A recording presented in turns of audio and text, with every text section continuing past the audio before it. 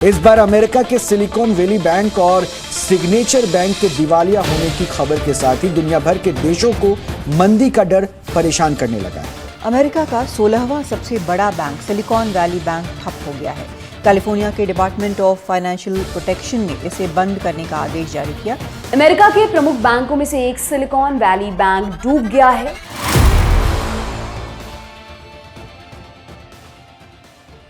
SVB that is silicon valley bank के collapse को इस वीडियो में हमने कुछ इस तरह से समझाया है कि एक 6-7 स्टैंडर्ड का स्टूडेंट भी आसानी से उसे समझ सकता है। तो बात ऐसे है कि 16 फरवरी 2023 यानी पिछले महीने फोर्ब्स की एक लिस्ट आई जिसमें उन्होंने बताया कि यूएस की टॉप बैंक्स कौन सी हैं 2023 के लिए, जिसमें 20th रैंकिंग थी SVB that is silicon valley bank की। और इस रैंकिंग को आते हुए एक महीना भी नहीं होता है तो उससे पहले ये बैंक पूरी तरह से कोलैप्स हो जाती है, जिसमें 10,000 छोटे छोटे स्टार्टअप्स का जो पैसा है वो कुछ इस तरह से फंस गया है कि आज उनके पास अपने एम्प्लॉयज को सैलरी पे करने के लिए भी पैसे नहीं हैं। सिलिकॉन वैली बैंक यूएस के 60th सबसे बड़ी बैंक है। उसकी साइज इंडिया से कंपेयर करें तो HDFC बैंक के बराबर आएगी, लेकिन खैर यूएस इकोनॉमी बहुत बड़ी है इसलिए उस लेवल की बैंक भी वहाँ पर 16th रैंक पर आती है। अब इस बैंक के फॉल की चर्चा इसलिए भी ज़्यादा हो रही है कि यूएस हिस्ट्री में कोलैप्स होने वाली दूसरी सबसे बड़ी ये बैंक है। इससे पहले कुछ इसी तरह की चीज़ 2007-8 में हुई थी जब वॉशिंगटन म्यूचुअल नाम की बड़ी बैंक कोलैप्स हो गई थी।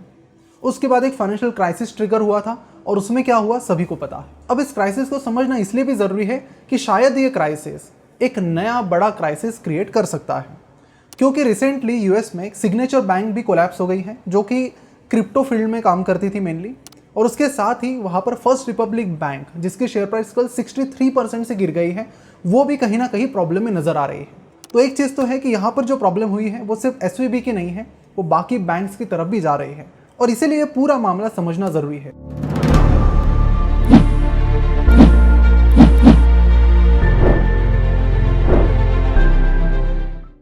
नमस्कार, मैं प्रसाद आपका आज के इस वीडियो में स्वागत करता हूँ। अर्ली 1980s में जब एप्पल जैसी कई सारी कंपनी सिलिकॉन वैली से इमर्ज हो रही थी तभी 3 बैंकर्स ने एक बहुत बड़ी अपॉर्चुनिटी देखी। उन्होंने देखा कि कई सारे स्टार्टअप सिलिकॉन वैली से इमर्ज हो रहे हैं, लेकिन उनको केटर करने के लिए आज कोई भी बैंक नहीं है। ऐसी कोई भी बैंक नहीं है जो स्पेशली उनके लिए काम करती है, उनके डिपॉजिट्स अपने पास रखती है या फिर उन्हें लोन देती है। तो इसी अपॉर्चुनिटी को टैप करने के लिए 1983 में सिलिकॉन वैली बैंक की शुरुआत हुई और फिर उसी अपॉर्चुनिटी पर काम करते हुए वो स्टार्टअप्स के लिए एक आइडियल बैंक बन गई। उस टाइम जो ट्रेडिशनल बैंक थी वो स्टार्टअप्स को कम्प्लीटली अनदेखा कर रही थी, क्योंकि उनके लिए लोन देने का एक सिंपल सा तरीका यही था कि आपके पास कंपनी के पास अच्छे खासे एसेट्स होने चाहिए तब जाके हम आपको लोन देंगे। लेकिन कई सारी टेक्नोलॉजी कंपनीज ऐसी थी जिनके पास कुछ एसेट्स नहीं थे, तो उन्हें केटर कौन करेगा, उनकी प्रॉब्लम को कौन सॉल्व करेगा। साथ ही इन स्टार्टअप्स को सिंपली अपने पैसे डिपॉजिट करने के लिए एक आइडियल पार्टनर की जरूरत थी जो भी उन्हें नहीं मिल रहा था। और इसी प्रॉब्लम पर काम करते करते SVB ने अपनी एक ऐसी छवि बनाई कि वो किसी भी स्टार्टअप की एक आइडियल पार्टनर बैंक है। SVB बैंक मार्केटिंग में हमेशा से ही बहुत स्मार्ट रही। इन्होंने शुरुआत से ही वेंचर कैपिटल्स पर फोकस किया, क्योंकि कई सारे जो स्टार्टअप्स हैं उन्हें आगे बढ़ना है तो पैसों की ज़रूरत पड़ेगी और वो पैसा कहाँ से आएगा, वो आएगा वेंचर कैपिटल से। तो वेंचर कैपिटल को टैप करके उन्होंने धीरे धीरे उन स्टार्टअप्स के अकाउंट SVB में खुलवा लिए। इनफैक्ट Y कॉम्बिनेटर, जिसे YC के नाम से भी जाना जाता है, जो कि दुनिया का सबसे बड़ा स्टार्टअप इंक्यूबेटर है, उसके जरिए भी जिन स्टार्टअप्स को फंडिंग की जाती है उनके अकाउंट्स भी SVB में खोले जाते हैं। स्ट्राइप, जो कि दुनिया का सबसे बड़ा पेमेंट एग्रीगेटर है, उन्होंने पिछले कुछ सालों में एक सर्विस शुरू की। सर्विस ये थी कि हम किसी को भी कंपनी फॉर्म करने में हेल्प करेंगे, उनका बैंक अकाउंट सेटअप करके देंगे और सारी जो लीगल चीज़ें हैं उसे हम हैंडल करेंगे। और उसके लिए उन्होंने 2 से 3 बैंक से टाइप किया था और उसमें से एक थी SVB। तो अपनी इस इंटेलिजेंट मार्केटिंग और इंटीग्रेशन की मदद से स्टार्टअप स्पेस में SVB काफ़ी आगे रहा और इसी का फायदा उन्हें मिलता भी रहा। अब 1983 से 2019 तक चीज़ें बड़ी स्मूथ रही, बहुत ही स्मूथ रही, कभी किसी को कुछ प्रॉब्लम नहीं आया। कहानी शुरू होती है 2020 से। 2020 में कोरोना की पहली वेव आती है, जिसमें शुरुआत में तो लोग बहुत डरने लगते हैं, लेकिन उसके बाद कई सारे जो इंटरनेट स्टार्टअप्स है वो अपॉर्चुनिटी देखते हैं एजुकेशन की स्पेस में, एंटरटेनमेंट की स्पेस में, और ये सारी जो स्पेस है ये एक्सप्लोड होती है। कई सारे स्टार्टअप्स को हेवी फंडिंग मिलती है और 2021 में तो ये बूम और भी बढ़ जाता है और इसी 2021 में US बेस्ड स्टार्टअप्स ने $217 बिलियन की फंडिंग रेज की। यानी इंडियन करेंसी में बात करें तो लगभग 17-18 लाख करोड़ की फंडिंग इन्होंने रेज की। अब इतनी ज़्यादा फंडिंग रेज की है तो इसका ऑब्वियस सी बात है कि SVB को बहुत फ़ायदा हुआ, क्योंकि इनमें से ज़्यादातर स्टार्टअप्स के जो अकाउंट थे वो SVB के पास थे। तो इतनी ज़्यादा फंडिंग आ गई तो ये डिपॉजिट कहाँ पर रखेंगे? एसवीबी के पास। 2019 में एसवीबी के पास $61 बिलियन के डिपॉजिट्स थे, जो 2021 तक $189 बिलियन पर चले गए, 3 गुना से बढ़ गए। अब देखिए सिंपल सी बात है, बैंक के पास अगर डिपॉजिट रखे जा रहे हैं तो आपको इंटरेस्ट भी पे करना पड़ेगा। तो बैंक को भी ये फिगर आउट करना पड़ेगा कि इतने सारे जो डिपॉजिट्स आए हैं इनको यूटिलाइज कैसे करें। तो अब देखिए डिपॉजिट्स में भी 2 तरीके होते हैं। पहला वो तरीका जिस डिपॉजिट पर आपको इंटरेस्ट देना है, जैसे अगर हम इंडियन पर्सपेक्टिव से बात करें तो करंट अकाउंट पर आपको कोई भी इंटरेस्ट देना नहीं होता है, तो उन्हें हम कहेंगे नॉन इंटरेस्ट बियरिंग डिपॉजिट्स, क्योंकि इस पर आपको कोई भी इंटरेस्ट पे करना ही नहीं है। दूसरे है एफडी जैसे, जिस पर बैंक को इंटरेस्ट भी पे करना पड़ेगा। तो अगर कोई कंपनी किसी बैंक के पास एफडी करवाती है तो उसे हम कहेंगे इंटरेस्ट बियरिंग डिपॉजिट्स। तो ये जो टोटल डिपॉजिट्स है एसवीबी के पास वो 2022 के एंड तक $173 बिलियन पर आ गए। अभी जो $173 बिलियन हैं इसमें से $92.4 बिलियन के जो डिपॉजिट्स थे उस पर बैंक को इंटरेस्ट देना था, और $80.8 बिलियन के जो डिपॉजिट्स थे इन पर उन्हें कोई भी इंटरेस्ट नहीं देना था। तो यहाँ पर 2 चीज़ें थी, एक तो बैंक को सामने वाले को इंटरेस्ट भी देना है, दूसरी चीज़ खुद का प्रॉफिट भी निकालना है। अब इतना ज़्यादा अचानक से इन्फ्लो आ गया डिपॉजिट्स का, तो उस स्पेस से बैंक लोन नहीं दे पाई। और ऑफ कोर्स किसी भी बैंक के लिए इतना क्विकली पॉसिबल नहीं है कि अचानक से डिपॉजिट बढ़ गए हैं तो क्विकली लोन बांटो, क्योंकि लोन डिफॉल्ट का भी खतरा बढ़ सकता है। उस जल्दबाजी में शायद आप सही से वेरिफिकेशन भी ना करें, जैसे कि 2004 से 2007 में यूएस में जबरदस्ती होम लोन बांटे गए। अब ऐसे में कई सारे लोगों का प्रॉपर वेरिफिकेशन नहीं हुआ और उसके बाद पूरा सिस्टम कोलैप्स हो गया। तो एसवीबी को यहाँ पर ये तो पता था कि इस तरह की गलती हम करेंगे तो जरूर फंसेंगे, इसलिए हमें कुछ और सोल्यूशन ढूंढना पड़ेगा। तो करीब $73 बिलियन के इन्होंने लोन तो दे दिए थे, लेकिन फिर भी इनके पास करीब $100 बिलियन की अमाउंट थी जो इनके पास पड़ी थी। लेकिन उस समय एसवीबी के सामने एक बहुत बड़ी दुविधा थी। इस दुविधा को समझने के लिए हमें यह समझना पड़ेगा पहले कि किसी भी कंट्री की जो सेंट्रल बैंक है वो अपने इंटरेस्ट रेट किस हिसाब से कम या ज़्यादा करती है, उसके पीछे क्या लॉजिक होते हैं। अगर आपको ये पता है तो आप अगला 1 मिनट स्किप कर सकते हैं। तो देखिए होता क्या है कि जब भी किसी कंट्री की इकोनॉमी प्रॉब्लम में आ जाए तब वो कंट्री इंटरेस्ट रेट कम कर लेती है। जैसे कि 2008-9 में यूएस की इकोनॉमी प्रॉब्लम में आ गई थी, तो ऐसे में वहाँ के जो इंटरेस्ट रेट्स थे जो 4% चल रहे थे वो कम करते करते 0.25% पर लाए गए। क्यों? ताकि बिजनेसेस कम इंटरेस्ट में पैसा रेज कर सके और अपने बिजनेस को बढ़ाए और इकोनॉमी का जो फ्लो है वो बना रहे। अब ये सेम चीज़ 2020 में भी हुई जब कोरोना की पहली वेव आई। पहली वेव आते ही बिजनेसेस स्ट्रगल करने लगे, लॉकडाउन लग गए तो बिजनेसेस के पास पैसा कमाने के ज़्यादा जरिए नहीं थे। तो इकोनॉमी को बचाने के लिए जैसे कि यूएस की जो सेंट्रल बैंक है उसका नाम है फेडरल रिजर्व, इंडिया की जो फेडरल बैंक है उसका नाम है आरबीआई, इन दोनों ने भी इंटरेस्ट रेट को कम करना शुरू कर दिया। 2019 में यूएस में जो इंटरेस्ट रेट्स 2.5% के करीब चल रहे थे वो 2020 में 0.25% पर आ गए। सिमिलरली 2019 में इंडिया में 6.5% के करीब इंटरेस्ट रेट चल रहे थे, उन्हें कम करते करते 4% पर लाया गया। एक चीज़ आपको ऑब्जर्व करनी चाहिए कि यूएस में जो इंटरेस्ट रेट कम किए गए वो इतने कम किए गए कि जिन लोगों के पास पैसा है उनके लिए बैंक में पैसा रखना भी बेवकूफ़ी जैसा होने लगा, क्योंकि इन्फ्लेशन चल रहा है 5-6% का और आपको बैंक में मिल रहा है 0.25% या ज़्यादा से ज़्यादा 0.5%। वही इंडिया में जो इंटरेस्ट रेट्स कम किए गए थे उसमें एक अप्रिसिएशन वाली बात ये थी कि वो इतने भी कम नहीं थे कि लोग बैंक में अपना पैसा रखे ही ना। अब ये जो रेट यूएस में 0.25% चल रहे थे, उसी टाइम वहाँ के जो गवर्नमेंट शॉर्ट टर्म बॉन्ड्स हैं वो लगभग आपको 0.8% या 1% के रिटर्न्स दे रहे थे। लेकिन उतने रिटर्न में एसवीबी उतना खुश नहीं था। तभी उन्होंने ऑब्जर्व किया कि कुछ लॉन्ग टर्म गवर्नमेंट बॉन्ड्स 1.6-1.7% के रिटर्न दे रहे हैं। वहीं उन्होंने ये भी देखा कि 10 साल के मैच्योरिटी वाली कुछ MBS यानी मॉर्गेज बैक सिक्योरिटीज 1.56% के रिटर्न्स दे रही हैं। तो अगर हम पैसा वहां पर डालते हैं तो जो करंट रेट्स है शॉर्ट टर्म बॉन्ड्स के उनसे हमें 60 बेसिस पॉइंट या फिर 0.6% का इंटरेस्ट एक्स्ट्रा मिलेगा। और यही ग्रिड आगे चलकर एसवीबी को महंगी पड़ी।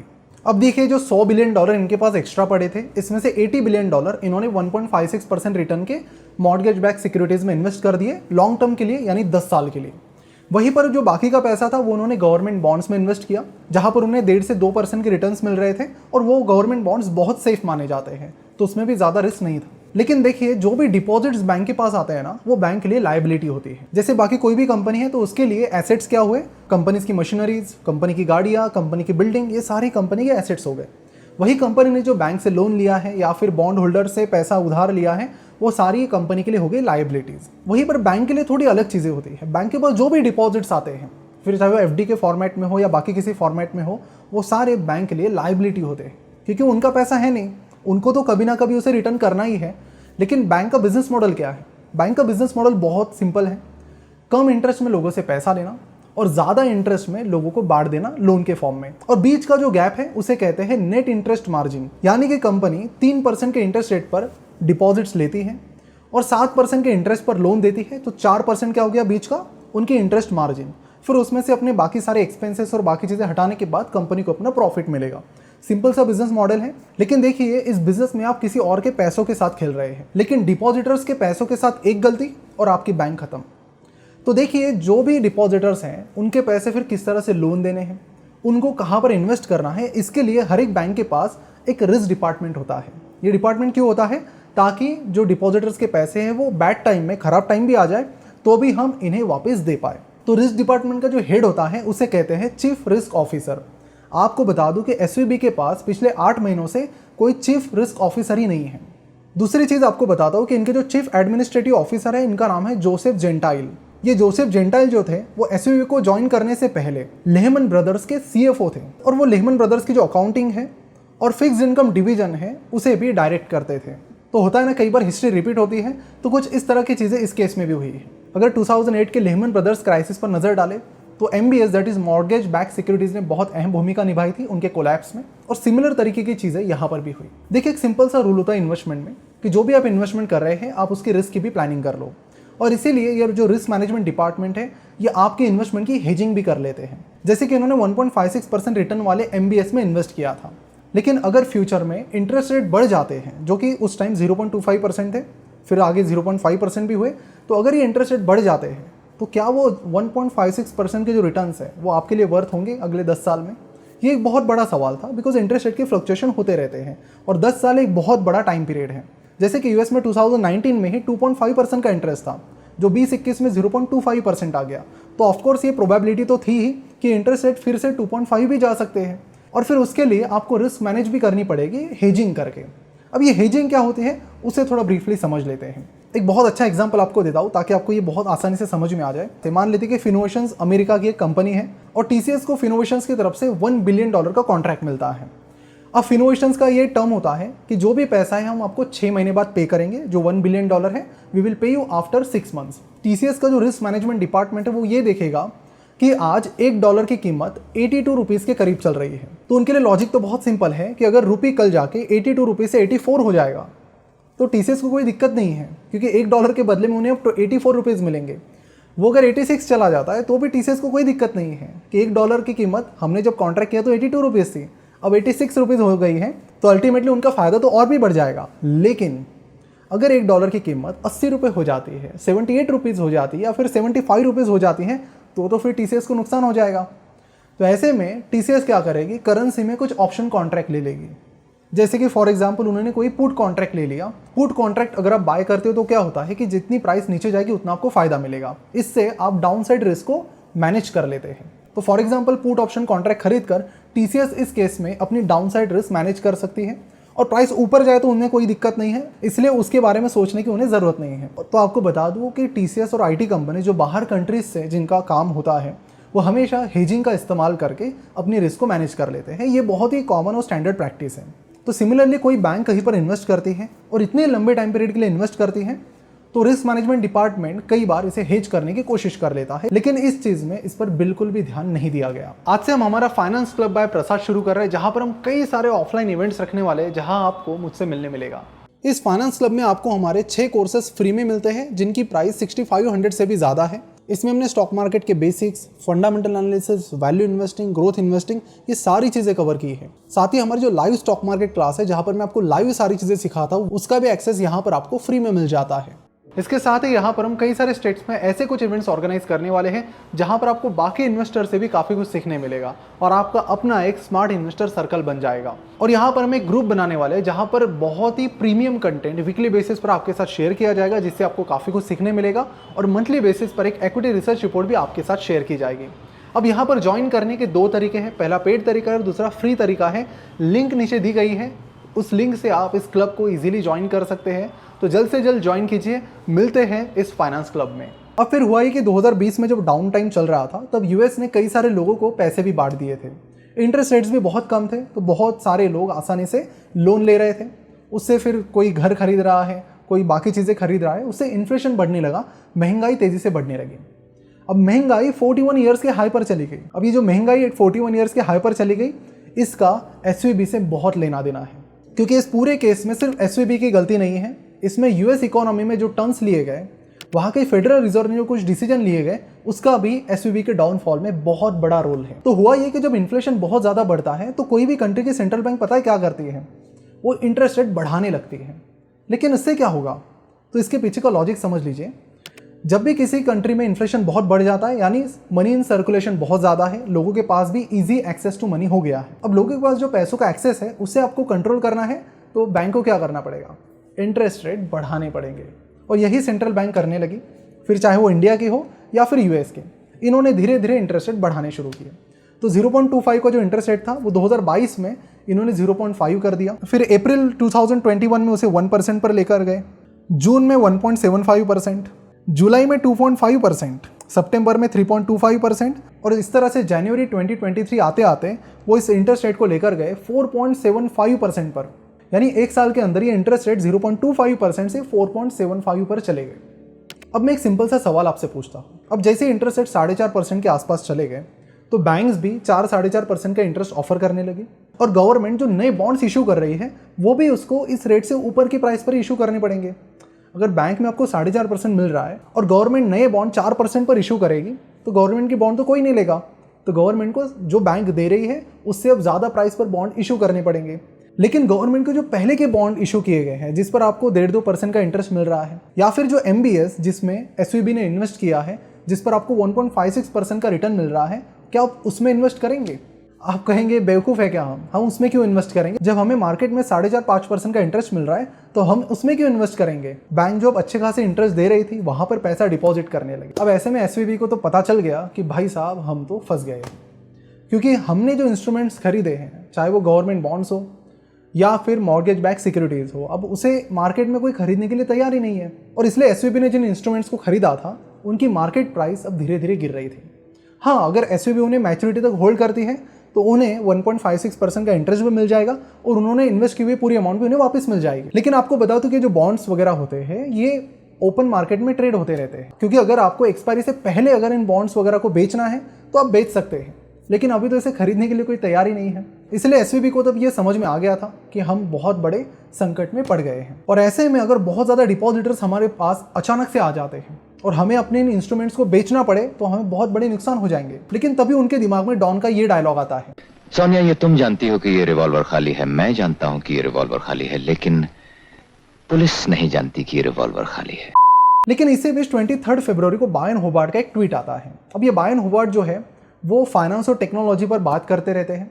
इनके लगभग 48,000 पेड सब्सक्राइबर्स हैं जो इनका न्यूज़लेटर पढ़ते हैं। इनके ज़्यादातर सब्सक्राइबर्स या तो स्टार्टअप फाउंडर्स हैं या फिर वेंचर कैपिटलिस्ट हैं। तो इन्होंने अपने इस न्यूज़लेटर में ये लिखा कि जो एसवीबी है ये टेक्निकली इंसॉल्वेंट बन गई है, क्योंकि इन्होंने जिन इंस्ट्रूमेंट्स में इन्वेस्ट किया है मार्केट में उनकी वैल्यू बहुत कम चल रही है। तो अचानक से अगर इन्हें मार्केट में ये सारे इंस्ट्रूमेंट्स बेचने पड़े तो इन्हें $15 बिलियन का नुकसान हो जाएगा, और कंपनी का खुद का जो कैपिटल है वो भी $15 बिलियन ही है।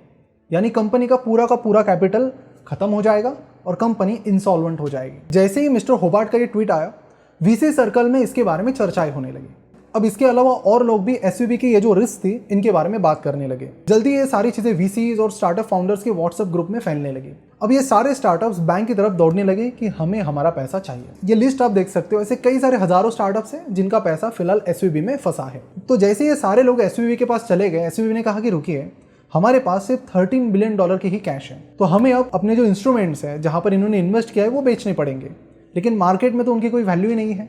लेकिन फिर भी प्रेशर में आते हुए उन्होंने $21 बिलियन के ये जो इंस्ट्रूमेंट्स है, एसएमबीज और बॉन्ड्स, उन्हें बेच दिया, जिसमें उन्हें $2 बिलियन का यानी लगभग 16,000 करोड़ का नुकसान हो गया। लेकिन अब जब ये न्यूज़ बाहर आई कि एसवीबी ने $21 बिलियन के जो इंस्ट्रूमेंट्स है वो बेच दिए हैं जल्दबाजी में, और उस पर $2 बिलियन का नुकसान भी झेल लिया है, तो अब तो यूएस के हर किसी शख्स को ये पता चल गया था कि बैंक बहुत बड़ी प्रॉब्लम में है। क्योंकि अगर आप इस तरह से इंस्ट्रूमेंट्स लॉस पर बेचते हैं, मतलब कि आपके पास लिक्विडिटी नहीं है। लिक्विडिटी नहीं है मतलब आपके पास पैसे ही नहीं है डिपॉजिटर्स के पैसे रिपे करने के लिए। और फिर क्या था, फिर बैंक रन आ गया। अब ये बैंक रन क्या होता है? जब लोगों को लगता है कि कोई बैंक डूब रही है, उसके पास पैसे नहीं है, तो हर कोई शख्स उस बैंक के पास चला जाता है अपना पैसा निकालने। अब इस केस में ये सारी चीज़ें लोगों को पता ही नहीं चलती स्टार्टअप्स को भी पता ही नहीं चलती, वीसी को भी पता ही नहीं चलती। तो ये जो प्रॉब्लम है वो इतना क्विकली नहीं आता, क्योंकि धीरे धीरे बैंक्स अपनी जो इश्यूज़ हैं वो सॉल्व कर सकती थी, थोड़े थोड़े अपने इंस्ट्रूमेंट्स बेच के शायद बैंक धीरे धीरे ये पैसा दे सकती थी। लेकिन अचानक से जब ये बैंक रन आ गया तो बैंक को तो पता चल गया कि अब तो हमें फेल होना ही होना है, कोई ऑप्शन है नहीं। और फिर उसके बाद पूरे यूएस में पैनिक फैल गया कि एसवीबी के पास पैसा नहीं है डिपॉजिटर्स को देने के लिए। फिर इसी में वहाँ की गवर्नमेंट को सामने आना पड़ा कि आप पैनिक मत होइए, हम इससे कुछ ना कुछ सोल्यूशन निकालते हैं। अब यूएस में क्या है कि $250,000 की जो आपकी डिपॉजिट्स है बैंक के पास, वो कंप्लीटली इंश्योर्ड अमाउंट होती है। जैसे इंडिया में 5 लाख की लिमिट है, 5 लाख तक बैंक में आपकी जो भी अमाउंट है वो अमाउंट आपको बैंक डूब भी गई तो मिल जाएगी। लेकिन जिन लोगों ने $250,000 से ज़्यादा पैसा रखा था उनके बारे में अब कुछ भी कहना बहुत मुश्किल है। इसी बीच वाई कॉम्बिनेटर का ये कहना है कि हमारे हज़ारों स्टार्टअप्स ने, उनके पास तो आज सैलरी देने के लिए भी पैसे नहीं हैं। और वाईसी के स्टेटमेंट में उन्होंने ये भी कहा कि 1 लाख लोगों की जॉब बस इस बैंक फेलियर की वजह से जा सकती है। देखिए, बैंक जो है वो किसी भी कंट्री का एक बैकबोन है। जब वो फेल हो जाती है तो पूरी इकोनॉमी को क्रैश होने में टाइम नहीं लगता है। उसी बीच गवर्नमेंट ने यह भी कहा कि हम एसवीबी को यहाँ पर बेल आउट नहीं करने वाले हैं, हम उसे नहीं खरीदने वाले, तो उसको अपना रास्ता खुद ही ढूंढना है। लेकिन इसी बीच बाकी बैंक्स भी पैनिक में लग रही है। लेकिन एक चीज जिस पर सबका ध्यान होना चाहिए वो ये है कि यहाँ पर गलती सिर्फ बैंक की नहीं है। मैं आपको एक बहुत ही इंटरेस्टिंग चीज दिखाता हूँ। अब ये चीज ऑब्जर्व कीजिए कि 2001 में जो इंटरेस्ट रेट्स थे वो 1% के करीब थे यूएस में, जो 2007 तक 4.5% पर चले गए। उसी के बाद फाइनेंशियल क्राइसिस ट्रिगर हुआ, जिसके बाद इंटरेस्ट रेट 0.25% पर चले गए। सिमिलरली पिछले कुछ टाइम में जो इंटरेस्ट रेट से वो 0.25% से फिर से 4.5% के ऊपर लिए गए। अब 2008 के क्राइसिस के टाइम क्या होता आपको बता देता हूँ कि शुरुआत में 2001-2002 में इंटरेस्ट रेट 1% के करीब चल रहे थे। लोग कम कॉस्ट में होम लोन ले रहे थे। ऐसे में होम लोन का बिजनेस बड़ा हॉट चल रहा था, बिजनेसेस को भी इसमें काफ़ी इंटरेस्ट आ रहा था।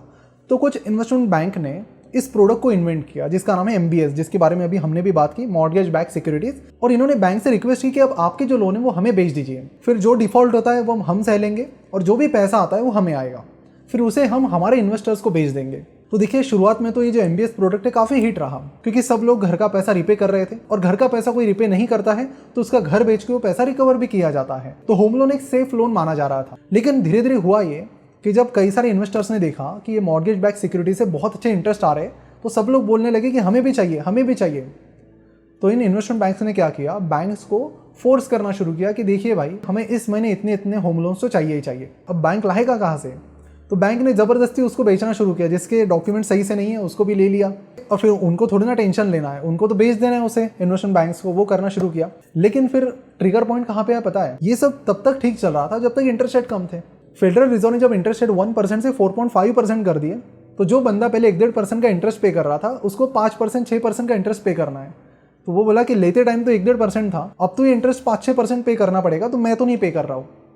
तो ऐसे में लोगों ने डिफॉल्ट करना शुरू किया और डिफॉल्ट करते करते डिफॉल्ट्स इतने ज़्यादा बढ़ गए कि इसकी वजह से रियल एस्टेट प्राइसेस भी कोलैप्स होने लगे, क्योंकि खरीदने वाला कोई है नहीं। ऐसे में बैंक्स को तो कोई टेंशन थी नहीं, सारे जो लोन्स लिए थे वो इन्वेस्टमेंट बैंक्स ने लिए थे और फिर इन्वेस्टमेंट बैंक्स वहाँ पर कोलैप्स होने लगे। फिर चाहे वो लेमन ब्रदर्स हो, बियर स्टर्न्स हो और बाकी कई सारे हो। अब आप थोड़ा बहुत रिलेट करेंगे तो आप देख पाएंगे कि यहाँ पर भी चीज़ें बहुत स्मूथ चल रही थी। प्रॉब्लम कब आई? जब इंटरेस्ट रेट तेज़ी से बढ़ाए गए। एक साल के अंदर वो 0.25% से 4.5% हो जाते हैं, तो ऑफ कोर्स इकोनॉमी में प्रॉब्लम आएगी। और इसीलिए कोटक ग्रुप के फाउंडर उदय कोटक कहते हैं कि जब भी इंटरेस्ट रेट 0% से 5% पर क्विकली चले जाते हैं, एक्सीडेंट होना तय है। और कुछ ऐसा यहाँ पर हो रहा है। और मुझे तो लगता है कि ये सारी चीज़ें यहीं पर नहीं रुकने वाली। जो इंटरेस्ट रेट इन्होंने इतने तेज़ी से बढ़ाए हैं उससे प्रॉब्लम्स और भी आने वाली है। तो ये स्टोरी जो है इसको कंटिन्यू करते हुए आगे जैसे जैसे स्टोरीज डेवलप होगी मैं उससे कंटिन्यू करूँगा।